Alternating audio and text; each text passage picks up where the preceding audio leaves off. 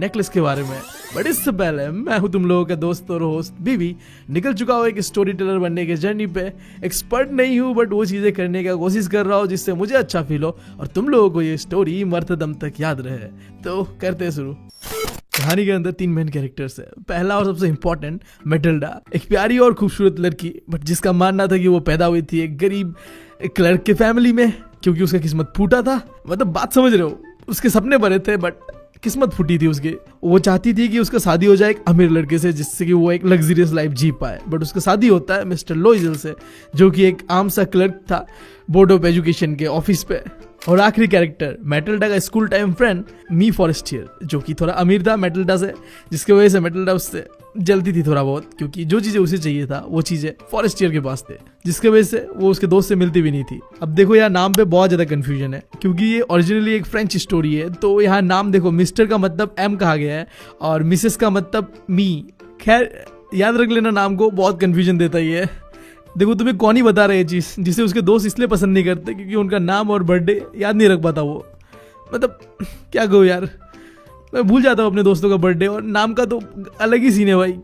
क्या ही कहूँ, किसी लड़की को इम्प्रेस करने जा रहा हो तो बट उसे भाई बोल के आना पड़ता है क्योंकि मुझे नाम ही याद नहीं रहता उसका। तो बचने के लिए भाई दोस्त बनाना पड़ता है भाई। समझ रहे हो ना मैं कैसा हालत पे हूँ। खैर स्टोरी में बढ़ते हैं सीधा। अब हमारी मैटिल्डा एक सिंपल बट एक अनहैप्पी औरत थी। अब तुम्हें लग रहा होगा कि सिंपल थी तो खुश होना चाहिए ना, सिंपल लोग तो खुश रहते हैं। बट देखो वो अनहैप्पी इसलिए रहती थी क्योंकि उसका मानना था कि वो पैदा हुई एक लग्जरी लाइफ को एंजॉय करने के लिए। बट रियलिटी कुछ ऐसा था कि जिस घर में वो रहती थी उसके दीवारें टूटे फूटे थे, कुर्सियाँ भी टूटे फूटे थे। वो चाहती थी कि उसे अच्छे अच्छे बर्तनों में खाना परोसा जाए, अच्छे अच्छे कपड़े पहनने को दिया जाए, अच्छे अच्छे ज्वेलरीज पहनने को दिया जाए। बट जो वो चाहती थी ना चीज़ें उससे बहुत अलग था और इसीलिए वो दुखी रहती थी। इतना सिंपल रहने के बावजूद भी सिंपल रहना उसकी मजबूरी थी, वरना वो तो चाहती थी कि वो लग्जरी लाइफ ही जिए।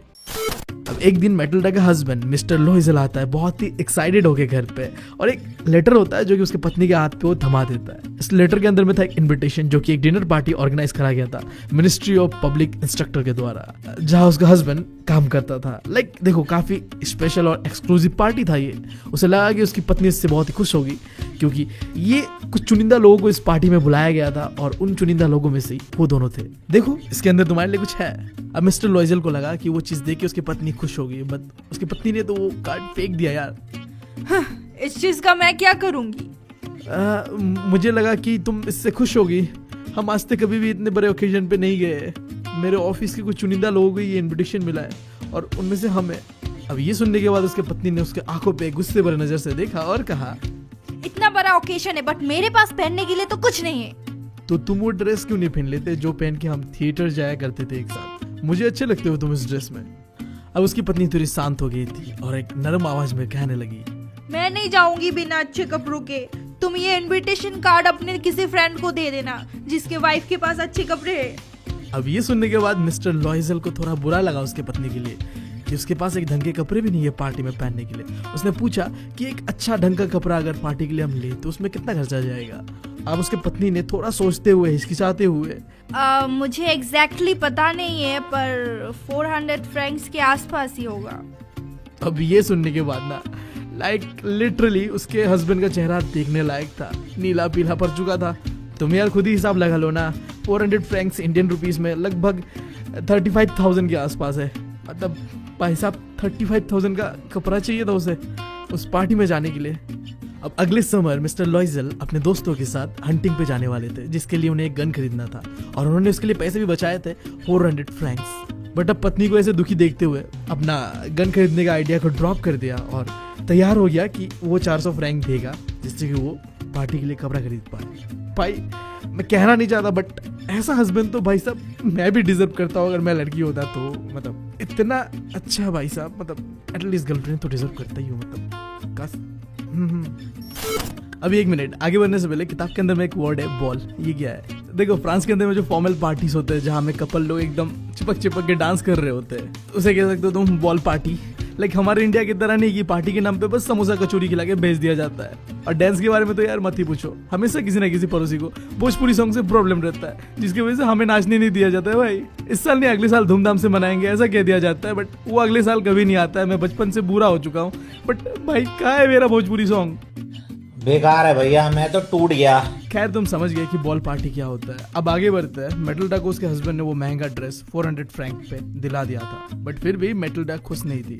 बॉल पार्टी के बस कुछ दिन ही बाकी थे, बट उसके हस्बैंड ने नोटिस किया कि उसकी पत्नी हमेशा ही दुखी दुखी रहती है, डिप्रेस रहती है, पता नहीं क्यों। उसने पूछा उससे कि हुआ क्या है तुम्हें? महंगा ड्रेस तो मैंने दिला दिया है ना। तब उसने थोड़ा झिझकते हुए, क्योंकि ऑलरेडी वो इतना महंगा ड्रेस तो मांग चुकी थी, अब वो कैसे कहती, बट उसने कहा कि इतना बड़ा ओकेशन है बट मेरे पास पहनने के लिए तो कुछ नहीं है। तब उसके हस्बैंड ने उसे सजेस्ट किया, तुम कोई फूल वाला नेचुरल फ्लावर पहन लो यार, खूबसूरत तो दिखते ही हो तुम, मतलब कुछ भी पहन लो। अब इसके जवाब में मेटिल्डा ने कुछ इस तरीके से कहा, मैं नहीं जाऊंगी उस पार्टी में, मेरे पास पहनने के लिए एक अच्छा नेकलेस तक नहीं है। इस हालत में मैं वहाँ जाऊंगी तो मेरी बेइज्जती ही होगी, इससे अच्छा है कि मैं वहाँ ना ही जाऊँ। अब अचानक से मिस्टर लॉजल के दिमाग में एक ख्याल आया कि तुम्हारा वो दोस्त है ना जो बहुत ही अमीर है, क्या नाम था उसका? मी फॉरेस्टियर, राइट?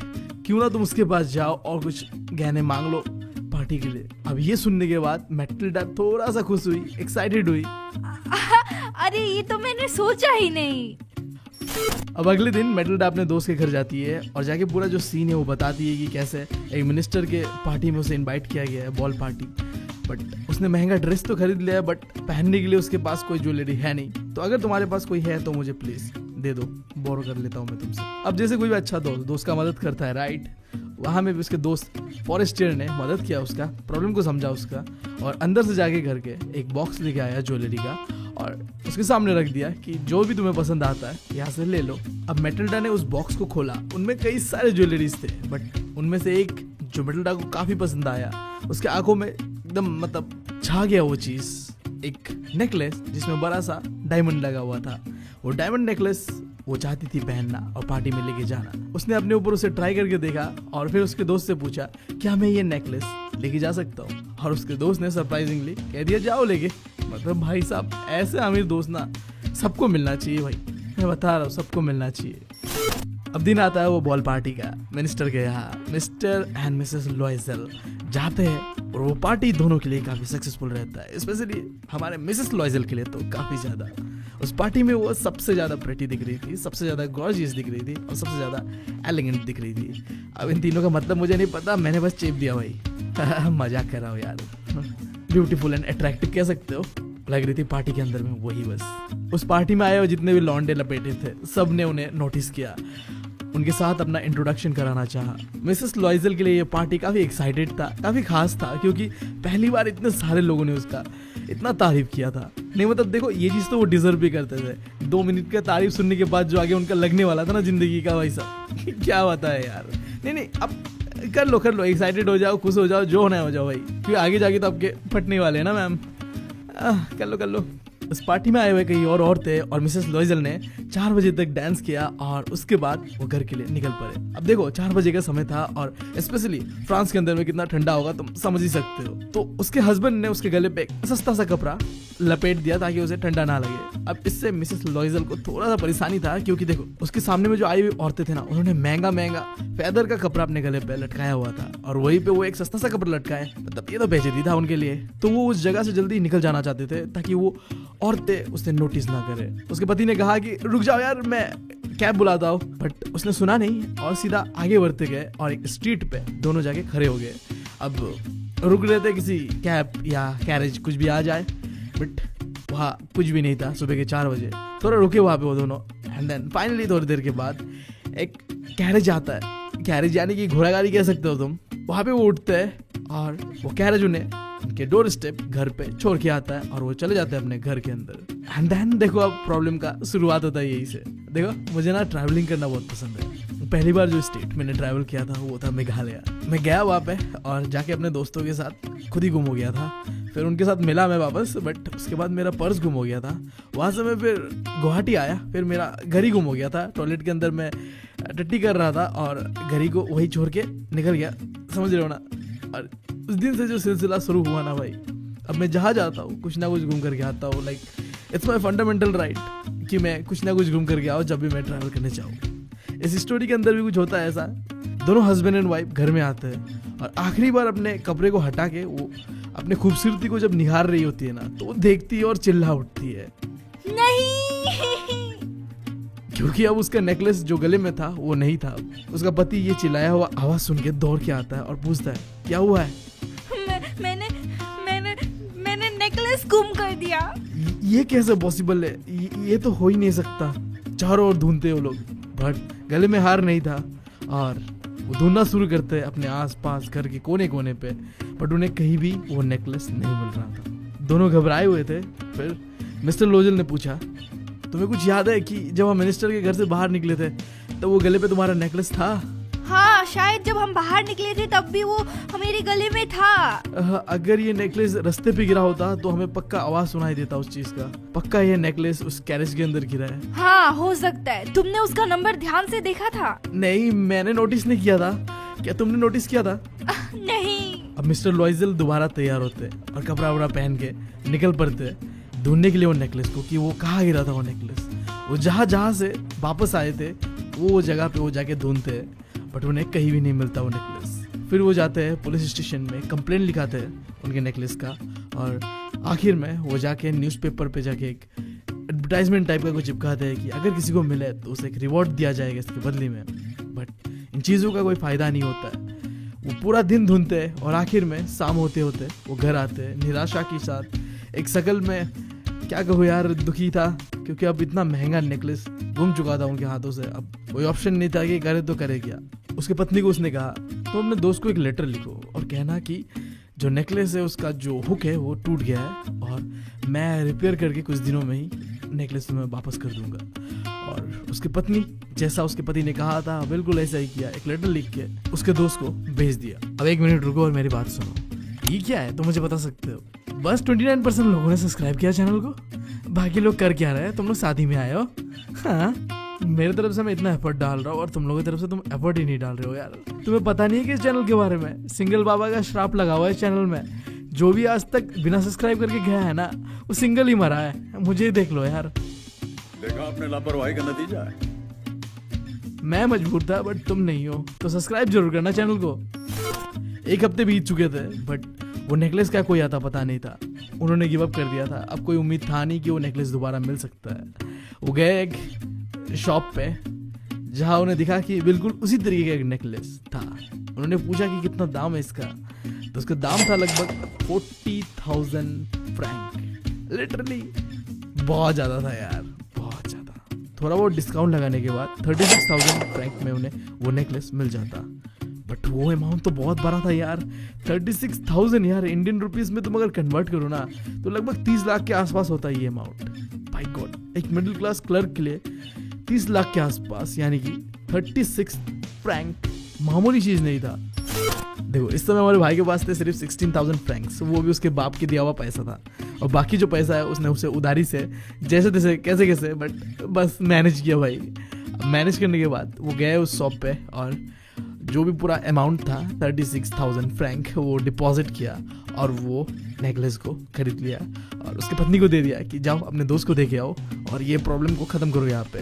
बट यहाँ प्रॉब्लम ख़त्म थोड़ी होने वाला था, अब तो प्रॉब्लम का शुरुआत होता है। देखो उसकी पत्नी जाती है और जाके वो नेकलेस उसके दोस्त को दे देती है और उसके दोस्त खोल के देखती तक नहीं वो बॉक्स को, डायरेक्ट ले लेती है और वापस वो घर आ जाते हैं। और अब शुरू होता है वो समय जब उनका दिन मतलब बहुत ही बुरा जाने वाला था, लाइक बहुत ही बुरा। इसके बाद अब दोनों का पता चलेगा कि ज़रूरत क्या चीज़ होता है। देखो हम भी कंफ्यूज रहते हैं कभी कभी, वांट्स और नीड्स में क्या फ़र्क होता है। कुछ चीज़ें होता है जो हमें चाहिए उसके बिना हम नहीं जी पाते, दैट्स कॉल्ड नीड, राइट। और वांट्स क्या है, जो चीज़ हमें चाहिए नहीं बट वो हमारी चाहत है। ये भी मिल जाता तो ठीक है, आईफोन मिल जाता तो ठीक है, एक बड़ा सा गाड़ी होता तो ठीक था, बट वो होता है वांट्स। और नीड्स होता है जो चाहिए, बिना खाना बिना पानी बिना घर के कैसे रहोगे। अब देखो यहाँ भी कुछ ऐसा प्रॉब्लम होता है। मैटिल्डा का बात करूँ तो वो औरत जो पहले बड़े बड़े ख्वाबें देखा करती थी, लग्जरियस लाइफ जीने का सपने देखा करती थी, आज उसके साथ क्या हो गया? उसने अपने घर के नौकर को निकाल दिया, मेट को, और अब वो घर के जितने भी काम है सब करती थी, चाहे घर का बर्तन मांजना हो या फिर कपड़े धोना हो, मतलब लिटरली जिंदगी बदतर हो चुका था। पैसे बचाने के लिए जिस घर में वो रहते थे वो चेंज करके उन्हें एक दूसरा घर लेना पड़ा, बहुत ही छोटा, एक एटिक के ऊपर। एटिक समझते हो ना यार, लाइक एक घर होता है उसके ऊपर में छोटा सा जगह होता है। इंडिया में तो ऐसा होता नहीं है बट बाहर कंट्रीज में होता है। और पैसे बचाने के लिए मार्केटिंग करती थी और एक एक पाई बचाने का कोशिश करती थी। अब देखो मैंने जो तुम्हें बताया ना कि वो एक एक पाई बचाने का कोशिश करती थी, समझो ऐसे कि इंडिया में ना पहले पैसा सिस्टम होता था, 1 पैसा 2 पैसा ऐसे कर करके 100 पैसा होके 1 रुपया होता था, ठीक है। अब वो सिस्टम तो चला गया इंडिया से, अब पैसा नहीं मिलता है। पहले समय में होता था 10 पैसा 20 पैसा 30 पैसा, बट अभी नहीं होता है। इसी तरीके से फ्रांस के अंदर में होता था सू, अभी वो सिस्टम नहीं है, जैसे इंडिया में पैसा सिस्टम नहीं है। बट अब ठीक है, समझ रहे हो तो मेरी बात। देखो ये सू नाम से ना पक्का मुझे लग रहा है कि किसी को सूसू आया होगा और वो सूसू करते करते सोच रहा होगा कि क्या करूँ यार, इस देश का करेंसी कैसा होना चाहिए, तो उन्होंने सू ही रख दिया जाओ। मतलब हाँ, ये लॉजिक भी मतलब अच्छा ही है। फिर ये भी तो है कि इंडिया का जो पैसा है उसे किसने सोचा होगा और क्या ही सोच के पैसा रखा होगा। अगर तुम्हारे दिमाग में कुछ आ रहा है क्रिएटिव चीज़ है तो कमेंट में ज़रूर बताना। अब हस्बैंड का बात करते हैं, उनका हालत तो और भी ख़राब था। दिन भर पहले काम करते थे क्लर्क वाला, फिर शाम को जाके एक मर्चेंट के यहाँ पे अकाउंटिंग का काम करते थे, यानी कि तुम कह लो हिसाब किताब जो भी मर्चेंट का होता था वो संभालते थे। और फिर घर में जाने के बाद रात को घर में पेजेस को कॉपी करते थे, जिसके लिए वो चार्ज करते थे 5 सूस। अब वही पैसा तुम जो भी कहना है कह सकते हो। अब देख रहे हो ना भाई की ज़िंदगी में कितना तकलीफें थे। ऐसा करके उन्होंने 10 साल बिताया, पाई जोड़ा और जो उधारी का अमाउंट था वो चुका दिया।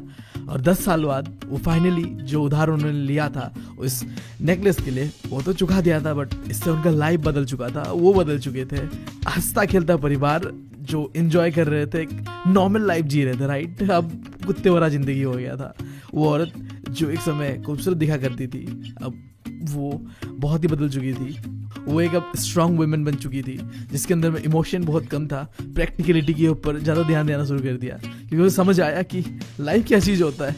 तुम कह सकते हो सम सॉर्ट ऑफ सबक मिलता है उसे, जो गलतियाँ उन्होंने फ्यूचर में किया था बट अब पूरी तरीके से बदल चुकी थी यार। लुक बदल चुका था, एटीट्यूड बदल चुका था, सब बदल चुका था। ऐसे ही वो घर में बैठे बैठे एक दिन उस बॉल पार्टी के बारे में सोच रही थी, जब वो बहुत ही सुंदर दिख रही थी और सभी लोग जो पार्टी में आए थे उन्हें अप्रिशिएट कर रहे थे।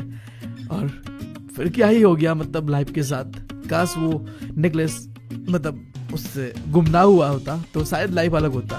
बट देख रहे हो यार, छोटे छोटे चीज़ तुम्हारा ज़िंदगी बदल सकता है। तो यार टेक द नोट्स। हाँ, बकचोदी करो बट इतने नहीं कि ज़िंदगी बदल दे वो। अब कई दिन ऐसा बीतते हैं और एक दिन ऐसा आता है जब मैटिल्डा अपने उस दोस्त से मिलती है रास्ते पे जिसने उसे नेकलेस दिया था और जिसकी वजह से उसका लाइफ बिल्कुल ही बदल गया था। उसके पास जाती है और अपना पहचान कराती है, बट उसका दोस्त जैसे उसे पहचान ही नहीं रही थी क्योंकि वो बहुत बदल चुकी थी यार। मतलब पहले वो कैसी दिखा करती थी, अब मतलब कैसी दिख रही है, समझ रहे हो ना बात तुम। बट उसने एक्सप्लेन किया जो भी सीन उसके साथ हुआ था कि कैसे उसने उससे नेकलेस उधारी पे लिया था, फिर उसे गुम कर दिया था, फिर उसे एक नया नेकलेस एग्जैक्ट सेम उसे खरीद के दिया जिसके वजह से उसे उधारी लेना पड़ा। और आज उसे उधारी को चुकाते चुकाते उसका हालत कुछ ऐसा हो गया है कि वो सड़क पे आने के बराबर हो चुका है। अब इससे उसके दोस्त को थोड़ा बुरा लगता है और बताता है कि इस पूरा सीन क्या है नहीं है कि ये जो नेकलेस तुमने मुझे दिया है जिसके लिए तुमने इतना उधारी लिया है, अपना ज़िंदगी को मतलब पूरी तरीके से बदल दिया है, इसका वैल्यू ना 500 फ्रैंक्स भी नहीं है। अब इससे तो तुम भी सदमे में आ गए होगे कि क्या यार, ये तो एक नकली नेकलेस था जिसकी वजह से इतना ज़्यादा सीन क्रिएट हो गया। बट देखो यार, नकली हो असली हो इससे फ़र्क नहीं पड़ता, फ़र्क पड़ता था उसका एटीट्यूड। क्या ज़रूरत था जो उसके पास चीज़ था ही नहीं उसको दूसरे से मांगने का। हाँ, अब जैसा एटीट्यूड था वैसे सबक मिला उसे। खैर कहानी तो हो चुकी है खत्म यहाँ पे। कर दो यार, तुम्हारे पैसे थोड़ी ना कट रहे, कर दो। अगर तुम लोग नए हो तो सब्सक्राइब करो, वो जो लाल वाला बटन है उसके साथ सूर्य नमस्कार करो या फिर अनुलोम विलोम, मुझे नहीं पता, बस क्लिक हो जाना चाहिए। अब मैं भी जा रहा हूं, मुझे बच्चों को गाली सिखानी है। बाय।